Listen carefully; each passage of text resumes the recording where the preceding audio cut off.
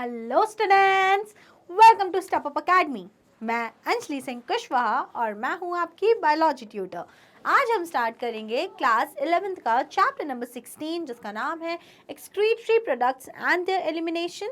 And in this chapter today we will gonna cover the last topic of the chapter, that is disorders of excretory system. तो भाई human physiology की प्रथा रही है कि हम कोई भी सिस्टम पढ़ रहे हैं बॉडी का, and lastly we are studying the disorders associated to it.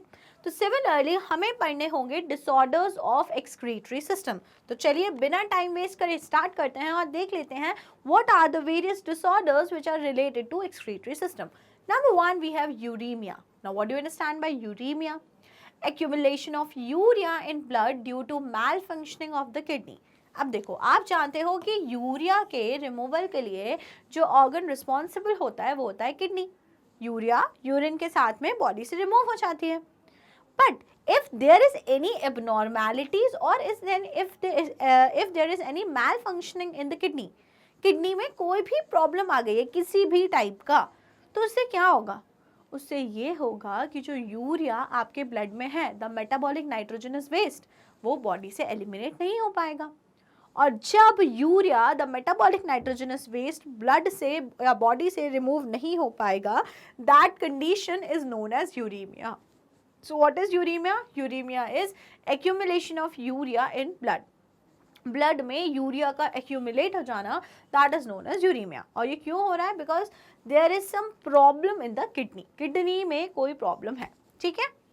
Now it may lead to kidney failure, और अगर ध्यान नहीं दिया गया तो long term uremia it can lead to kidney failure. भाई किडनी फेल हो गई तो फिर तो अल्टीमेटली पूरी बॉडी का जो मैकेनिज्म है वो डिस्टर्ब हो जाएगा। तो आपने सुना है ना, कुछ लोग आ रहे हैं उनकी किडनी फेल हो गई थी। तो भाई किडनी कैसे फेल हो जाती है? किडनी ऐसी फेल हो जाती है बिकॉज किडनी की जो नॉर्मल फंक्शनिंग है किडनी वो परफॉर्म नहीं कर पा रही है, जिसके कारण बॉडी में यूरिया एक्यूमुलेट होता जा रहा है, जिससे बॉडी में कॉम्प्लिकेशंस आते हैं, ultimately which leads to renal failure और the kidney failure. Okay, second we have renal calculi. Now what do you understand by calculi? Calculi is basically stone. So stone क्या होता है? stone और insoluble mass of crystallized salts। तो हमारी body में जो salts होते हैं like the oxalates and the calcium, ये सारे salt, all these salts just get accumulated, crystallize हो जाते हैं and accumulate हो जाते हैं, and they leads to the formation of stone। तो बेसिकली स्टोन होता क्या है? स्टोन कुछ बहुत नया सा कुछ नहीं कि पत्थर है, रॉक आके हमारी किडनी में चला गया है, ऐसा कुछ नहीं होता। बल्कि जो नॉर्मल हमारी बॉडी में सॉल्ट्स प्रेजेंट होते हैं, they just get crystallized like the oxalate salts, calcium salts, and they leads to the formation of stone and they are known as renal calculi.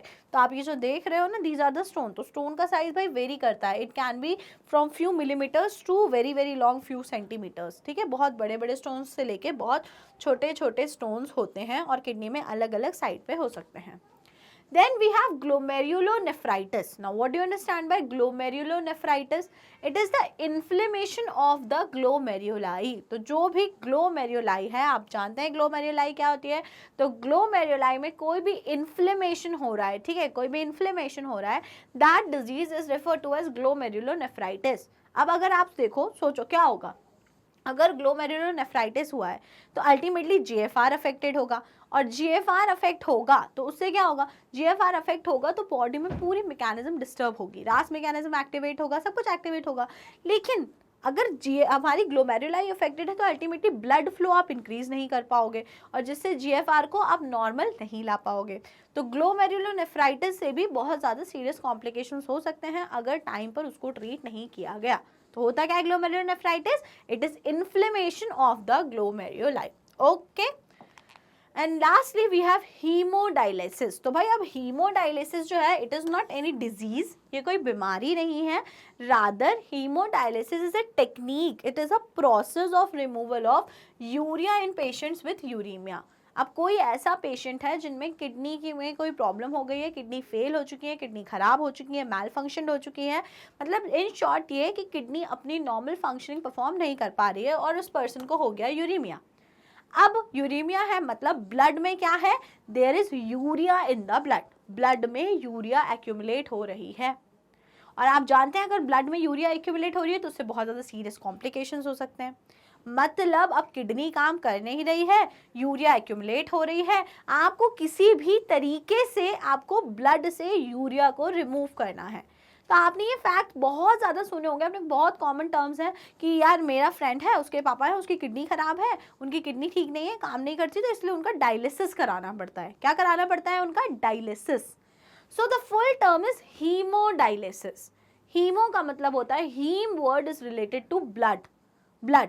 तो किसका डायलिसिस होता है? It is a process through which urea is removed from the blood.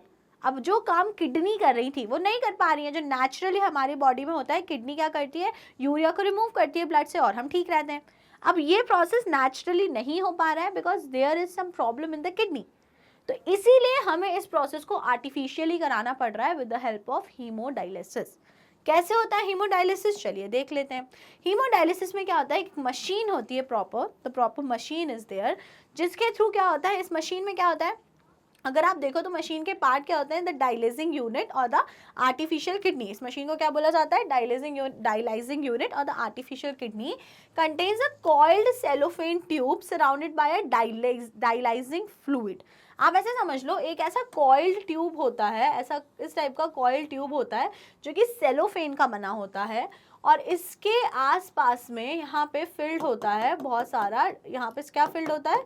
Hair it is filled with dialyzing fluid, here it is filled with dialyzing fluid, यहाँ के base के अंदर dialysing fluid भरा होता है, ठीक है, डायलाइजिंग फ्लूइड।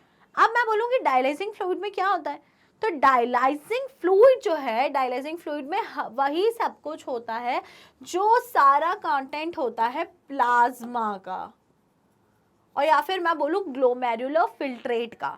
जो भी कुछ हमारे ग्लोमेरुलर फिल्ट्रेट का कंटेंट होता है वही सारा का सारा कंटेंट प्रेजेंट होता है इस हमारे डायलाइजिंग फ्लूइड में। बस एक चीज़ नहीं होती, बताओ क्या नहीं होता होगा? यूरिया। यूरिया नहीं प्रेजेंट होता है इस डायलाइजिंग फ्लूइड में, मतलब नाइट्रोजनस वेस्ट कोई से भी प्रेजेंट नहीं होते इस डायलाइजिंग फ्लूइड में, बाकी सब कुछ होता है। तो क्या याद रखना है आपको, क्या सेटअप होता है डायलाइजिंग यूनिट का या फिर आर्टिफिशियल किडनी का? एक सेलोफेन ट्यूब, कॉइल्ड ट्यूब होती है जो किसकी बनी हुई होती है? सेलोफेन की, और साइड में होता है डायलाइजिंग फ्लूइड। क्या होता है? Dialysing fluid. डायलाइजिंग फ्लूइड का क्या कॉन्स्टिट्यूएंट्स रहते हैं? It is same as plasma, बस उसमें क्या चीज नहीं है? It does not contain any kind of nitrogenous waste, ठीक है। तो dialyzing unit, artificial kidney contain coil cellophane tube surrounded by dialyzing fluid, it has same composition of plasma except the nitrogenous waste. उसमें बस nitrogenous waste नहीं है, बाकी सब कुछ सेम है, ठीक है। ये हमें क्लियर हो गया। Now what next? अब भाई ये जो नाइट्रोजनस वेस्ट नहीं है, तो अब इससे क्या हो रहा है देख लेते हैं। Okay, so blood drained from a convenient artery is pumped into a dialysing unit after adding an anticoagulant like heparin.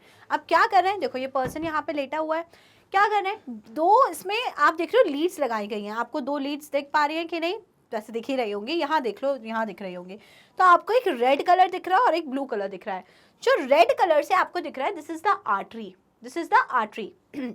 सो इस पर्सन की बॉडी से सूटेबल आर्टरी से, मतलब जो आर्टरी क्लियरली ऑब्जर्व हो जाए, जिससे ब्लड एक्सट्रैक्ट करना इजी हो, उस आर्टरी से ब्लड को बॉडी से रिमूव किया जाता है। और ब्लड को बॉडी से रिमूव करने के बाद में किस में डाला जाता है? डाला जाता है इनटू अ डायलाइजिंग यूनिट।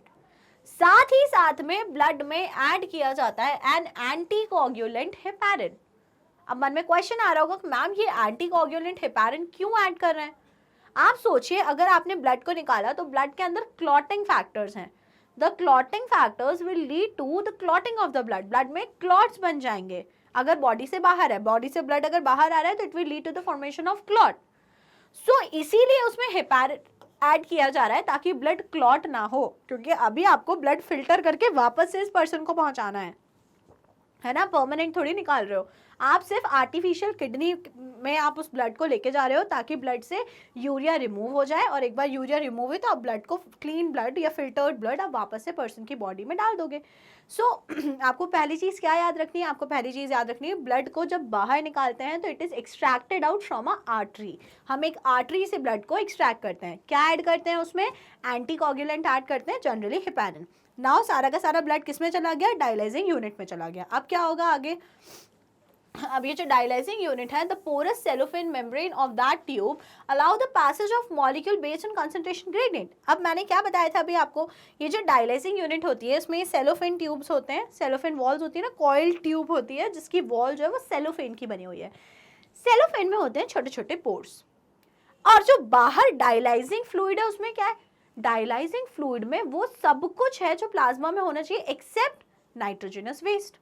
और ये जो ब्लड इन सेलोफेन ट्यूब्स के अंदर आया है, इसमें क्या है, अभी बॉडी से ब्लड आया है ना, मतलब इस ब्लड के अंदर नाइट्रोजनस वेस्ट बहुत ज़्यादा है। NH3 की जगह मैं लिख देती हूँ, अभी आप समझ लीजिए इस ब्लड में यूरिया बहुत ज़्यादा है।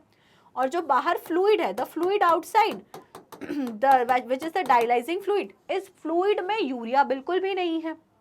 तो आप बताओ, अगर कंसंट्रेशन ग्रेडियंट के अकॉर्डिंग बात करें तो यूरिया कहाँ से कहाँ चला जाएगा? ऑब्वियसली बात है, everything moves from its high concentration to its low concentration. तो जब जैसे ही डायलाइजिंग यूनिट में ब्लड आएगा तो सेलोफेन ट्यूब्स के अंदर जो ये कॉइल ट्यूब्स हैं, इनके अंदर जो ब्लड है वो बॉडी से आया है, उसमें यूरिया है। और जो डायलाइजिंग फ्लूइड बाहर प्रेजेंट है उसमें यूरिया नहीं है, बाकी सारा कंस्टिट्यूएंट सेम है, सेम एज प्लाज्मा। तो क्या होगा, होगा ये कंसंट्रेशन ग्रेडियंट के अकॉर्डिंग जो यूरिया है it will move out into the dialysing fluid. जो यूरिया है वो इस सेलोफेन ट्यूब्स की जो वॉल्स हैं, जो उनमें परफोरेशन है, होल्स हैं, उनके थ्रू ये सारा का सारा जो यूरिया है वो इस डायलाइजिंग फ्लूइड में आ जाएगा। किस में आ जाएगा? Into dialysing fluid. And now the blood is filtered. अब ब्लड क्या हो गया है भाई, जो ब्लड है अब वो हो गया है फिल्टर, फिल्टर हो गया है। As nitrogenous wastes are absent in the dialyzing fluid, these substances freely move out and thereby clearing the blood. Nitrogenous waste नहीं थे dialyzing fluid में, इसलिए सारा का सारा blood filter हो गया और clear हो गया। अब क्या होगा आगे? The cleared blood is pumped back to the body through a vein after adding antiheparin to it. तो जब हमने बॉडी से ब्लड एक्सट्रैक्ट किया था, it is via N artery, artery के थ्रू हमने ब्लड को निकाला था, देन डायलिसिंग यूनिट में डाला, फिल्टर करा, क्लीन करा ब्लड को, and once now blood is clean, it is again pumped back to the body through a vein, through a vein. और जब हमने ब्लड को बाहर निकाला था तो हमने उसमें एक एंटी कोगुलेंट डाला था कि ब्लड कोगुलेट ना हो, हमने उसमें डाला था हेपेरिन। लेकिन अब जब हम वापस से बॉडी में ब्लड भेज रहे हैं तो we will add an anti heparin, मतलब अब हेपेरिन के अगेंस्ट काम करना है, अब हेपेरिन को खत्म करना है कि बॉडी में गया तो अब तो क्लॉटिंग होनी चाहिए ना, कभी चोट लग गई, तो we will again add an anti heparin to it and pump back it to the body. समझ में आ गया काम? तो ये जो मैकेनिज्म है ये हमारी बॉडी में किडनी कर रही थी। बस मैं अगर ये इस आर्टिफिशियल किडनी, इस डायलाइजिंग यूनिट को हटा दूं यहाँ बीच से, तो इसकी जगह आप किडनी को इमेजिन कर लो। हमारी बॉडी में क्या होता है, रीनल आर्टरी के थ्रू ब्लड जाता है किडनी में, किडनी क्या करती है, उस ब्लड को फिल्टर करती है और वापस से रीनल वेन के थ्रू बॉडी में वापस से वो फिल्टर होकर बॉडी में चला जाता है अलग अलग जगह पे, या वापस से हार्ट में आ जाता है। ओके तो ये होता है। अब ये किसी की किडनी खराब हो गई है तो उसमें किडनी काम नहीं कर पा रही है, तो इसलिए हम लोग आर्टिफिशियल किडनी को यूज करते हैं, द डायलाइजिंग यूनिट, जिसमें आर्टरी के थ्रू ब्लड निकाला, उसमें हेपेरिन ऐड करा, डायलाइजिंग यूनिट में भेजा। डायलाइजिंग फ्लूइड में सब कुछ है एक्सेप्ट नाइट्रोजनस वेस्ट, तो इसीलिए ब्लड से नाइट्रोजनस वेस्ट निकलकर फ्लूइड में आ जाता है, dialysing fluid. Now blood clean हो गया तो अब हम एक वेन के थ्रू एंटी हेपेरिन ऐड करके वापस से बॉडी में ब्लड को भेज देंगे।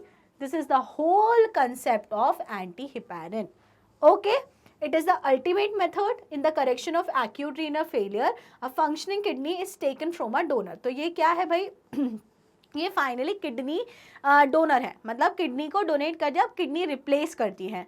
अब जब कुछ भी नहीं हो रहा, डायलिसिंग इस कॉस्टली प्रोसेस नहीं करवा पा रहे हैं, तो अल्टीमेटली बोलते हैं कि भाई ठीक है किसी से एक आध किडनी ले लो। अगर किसी की दोनों किडनी फेल हो गई है तो हम क्या बोलते हैं, तो जनरली पर्सन एक किडनी पे भी सर्वाइव कर जाता है, लेकिन अगर किसी की दोनों किडनी फेल हो गई तो हम बोलते हैं ना चलो अब उसकी किडनी ले लेते हैं किसी से। सो भाई डोनेशन, जो किडनी को डोनेट करना is the ultimate method in the correction of the acute renal failure. A functioning kidney is taken from a donor, तो एक सूटेबल डोनर से एक फंक्शनिंग किडनी को ले लेते हैं। It is better to receive kidney from a close relative to minimize chances of rejection by immune system of the host. अभी rejection exception क्या है देखो, जब भी किडनी का डोनेशन वगैरह होता है कि किसी कोई ऑर्गन की आपको जरूरत है, अब इवन ब्लड की कुछ भी, तो जनरली प्रेफर किया जाता है कि आप ये सारे ऑर्गन्स या ब्लड जो भी है आप अपने क्लोज रिलेटिव से लो। क्यों ऐसा बोला जाता है?